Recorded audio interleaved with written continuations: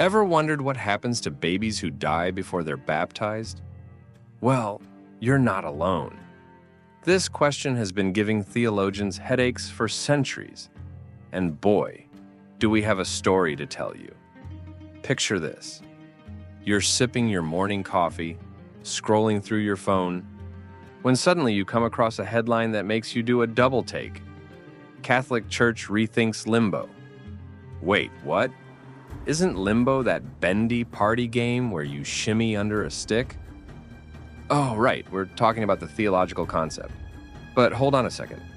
Why is the church rethinking something that's been around for ages? Well, my friend, that's exactly what we're going to unpack today. It's a tale that spans nearly 2 millennia, involves some of the greatest minds in Christian history, and ultimately touches on some of the most profound questions we face as human beings. Ready for this roller coaster ride through the afterlife? Let's go. Let's rewind the clock a bit. And by a bit, I mean way back to the early days of Christianity. Imagine you're a fly on the wall in some ancient Roman villa, watching a group of early Christian thinkers scratch their heads over a tricky question. The church is growing, spreading its message far and wide, but it's also grappling with some pretty heavy issues. One of the biggies? What happens to babies who die before they're baptized? Now, you might be thinking, why was this such a head-scratcher? Well, here's the deal. These early theologians were trying to reconcile two seemingly contradictory ideas. On one hand, they believed in a loving, merciful God. You know, the kind who'd give you a hug and tell you everything's going to be okay. On the other hand, they also believed in the concept of original sin, the idea that all humans are born with the stain of Adam and Eve's disobedience. It's like we all inherited a cosmic parking ticket, and baptism was the way to pay it off. So, what's a theologian to do?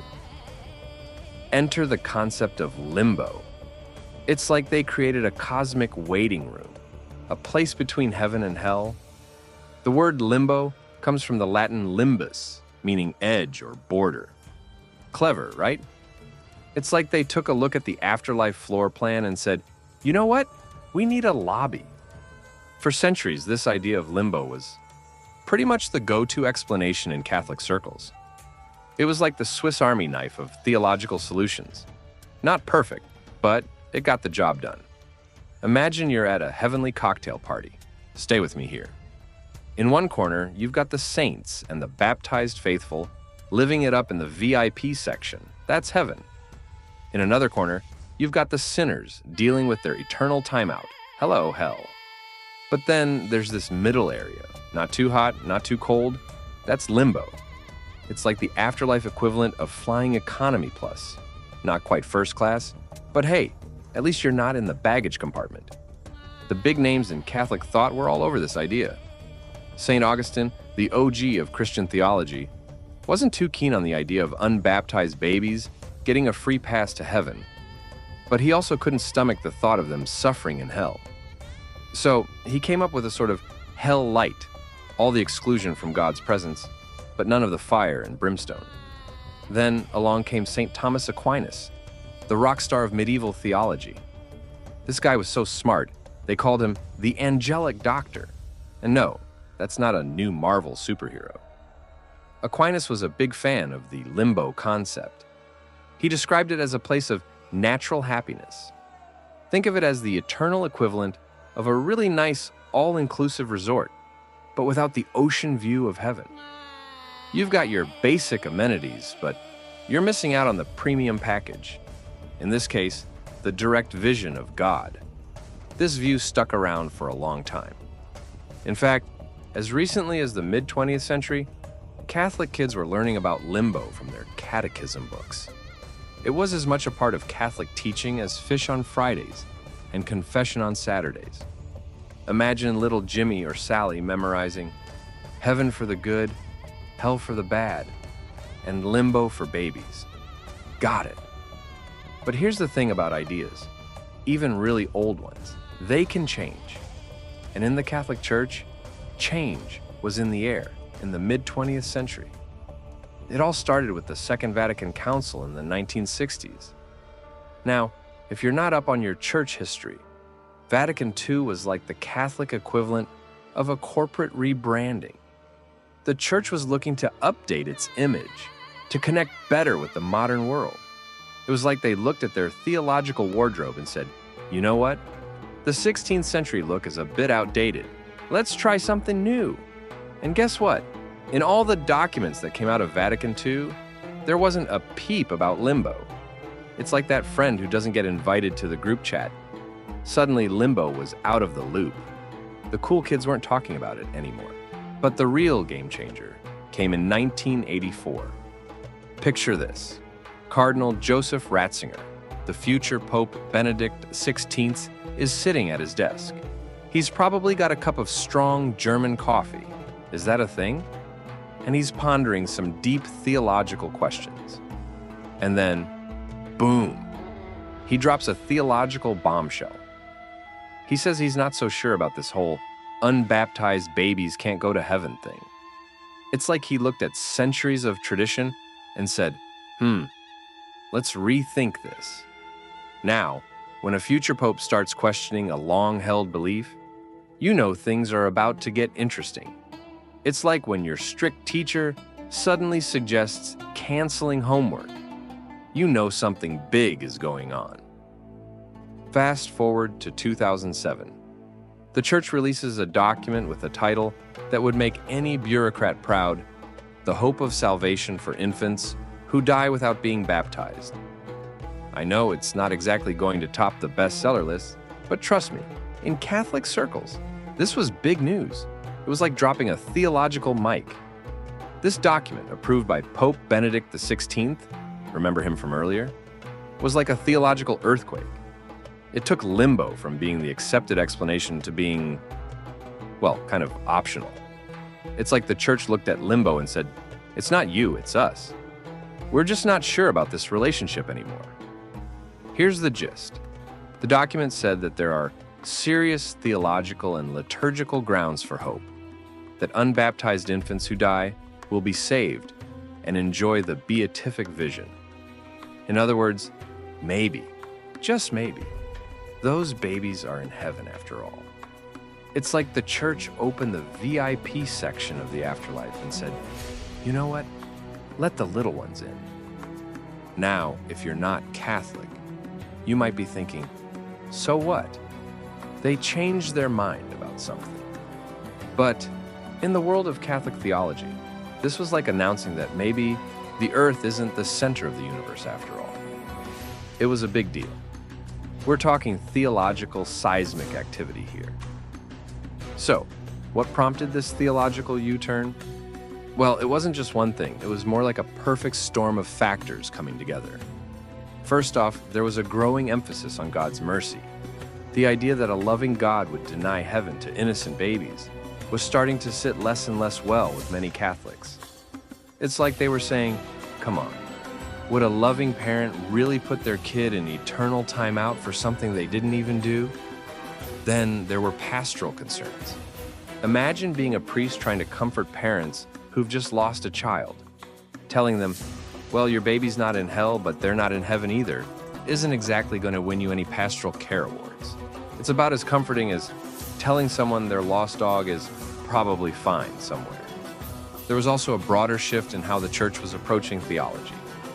There was more openness to hope, to the idea that God's love might be bigger and more inclusive than we had previously thought. It's like the church was saying, maybe God's love is less like an exclusive club and more like an all-you-can-eat buffet. Everyone's welcome. And let's not forget the changing times. In an age where people were questioning traditional authorities more and more, the church was finding it needed to adapt some of its teachings to remain relevant. It's like when your grandpa finally gets a smartphone. Sometimes you've got to update to stay connected.